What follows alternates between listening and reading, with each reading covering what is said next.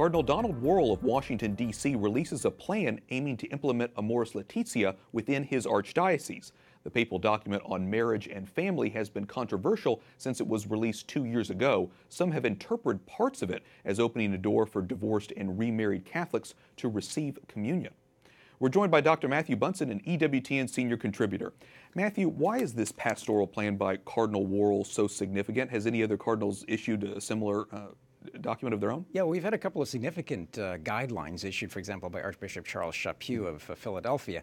This is notable, however, because we have a cardinal in the church who's doing this. He's the shepherd of one of the most important of the dioceses, archdiocese in the United States, and he's a trusted advisor to Pope Francis, which makes him a rather prominent figure today.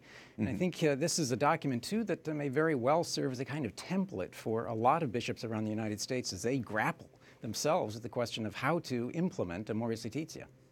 There has been some controversy, of course, because some have interpreted parts of that Amoris Laetitia to opening a path for allowing communion for divorced and remarried Catholics, I mentioned. So how does Cardinal Wuerl address this issue?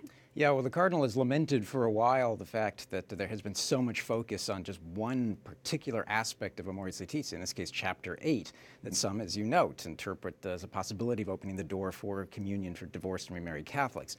Which is against church teaching. Absolutely, yeah. And he, in a way, sidesteps the issue. He doesn't come at it directly. What he does, though, is two things. First, with an exclamation point, he has a subsection in this pastoral implementation plan, making very clear that church teaching is not changing.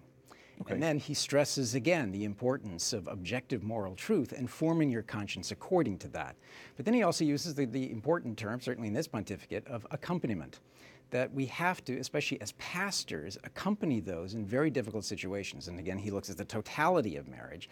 How do we accompany them to help them understand more properly how to form their consciences, again, according to the demands of objective moral truth? That seems so significant because we're not rejecting married couples or people who were formerly married. It's guiding them towards the path to Christ. Exactly. So what practical guidelines does he inform families? Yeah, well, if we're talking about the totality of marriage, one of the things that the Cardinal does is he looks at almost every aspect of how we go about as a church forming people to be married, to become married, to be engaged. So he looks at young people. Are we teaching them properly? Engaged couples, older couples, those, of course, who are in difficult and irregular situations, as he puts it.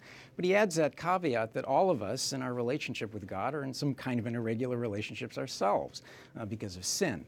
But he stresses that the parish has to be the place for all of this to be really implemented fully and properly. But let's also make note of the fact that he keeps coming back to objective moral truth. He quotes Veritatis Splendor, the great encyclical of Pope John Paul II, almost as much as he does Amoris Laetitia. How do you think this can be used by other bishops across the country? It seems like it kind of naturally applies to all Catholics, doesn't it? It can, yeah. I think what the Cardinal's doing is telling his brother bishops that here's at least one plan for how we can implement this for my particular diocese, my flock, as their shepherd. Now, take what you find valuable in this and go from there. Very good. Okay, well, we will be seeing and following how other bishops address this issue. Like I said, it's very important, and we appreciate your clarifying it. Matthew Bunson, EWTN Senior Contributor. Great to be with you.